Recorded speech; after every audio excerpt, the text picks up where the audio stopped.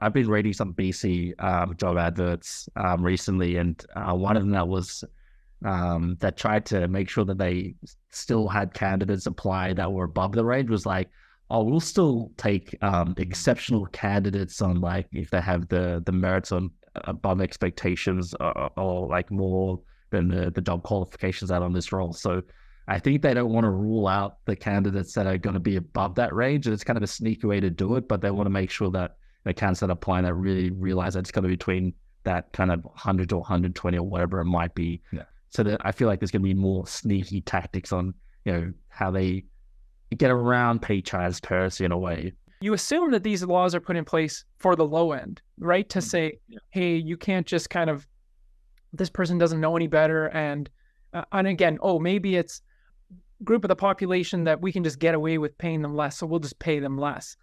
But that high end is a real concern too, because I think one, it should help. It should help because if you're saying, look, if you're applying for this job and your expectations are over here, chances are, again, it comes back to this benchmarking thing.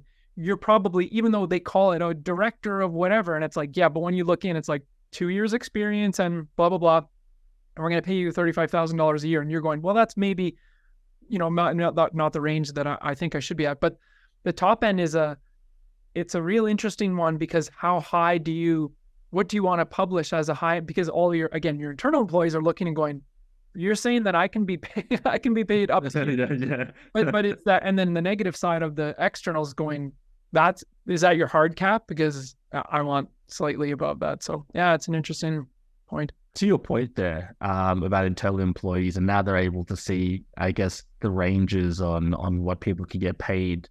I haven't heard about any difficult conversations yet. How do you foresee, I guess, it all kind of coming about and internal employees seeing those ranges and wanting more money? So I think that the biggest problem that it's going to create isn't that employees are paid low and now they're going to see it and they're going to realize that they're paid low. It's that managers don't know how to explain why an employee is paid what they're paid. Yes. A manager can't say, you're paid low in the range. And it's like, well, why am I paid low in the range? Is it my performance? Actually, it's a number of things. It's one, it's that range, which is usually based on the external market data.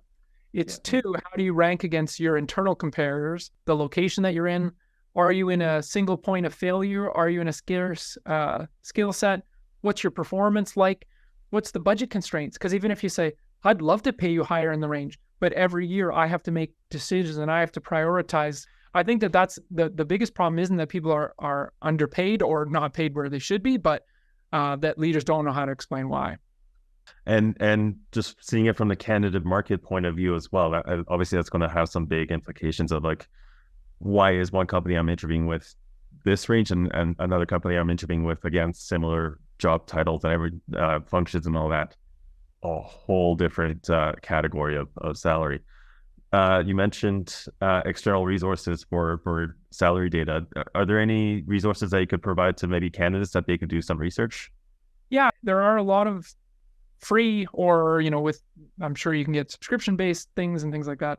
Levels FYI is the one that I really like in the software world because it really shows those different levels, and you can choose the companies and say, okay, I want to look at Google and Microsoft, Amazon, and they can actually show you, okay, a software engineer at all those jobs, and then here's the level. So they don't explain, well, what does it mean to be an L3? What does it explain to be an L4? But they do stack them up for you and say, hey, we see an L4 at this company equivalent to a G5 at this company or whatever. You can see the relativity of those different levels. And then you can see, hey, here's actually all the people. Here's how many years they've been here. Here's how many years they have in the industry. So you can really start to be like, that is me. This sounds like me. So I should be at this range. But you can't really take some of that data to say, so if I want to go and work for Safeway as a software engineer on their team, I should be expecting Google Pay and Google, because it's like, no, that's a different industry. That's the different. Anyways, yeah, that one's my favorite, but there are lots available out there. And honestly, you can just Google salary ranges for machine learning engineer in wherever you are, and there's tons of different resources that will come up. you.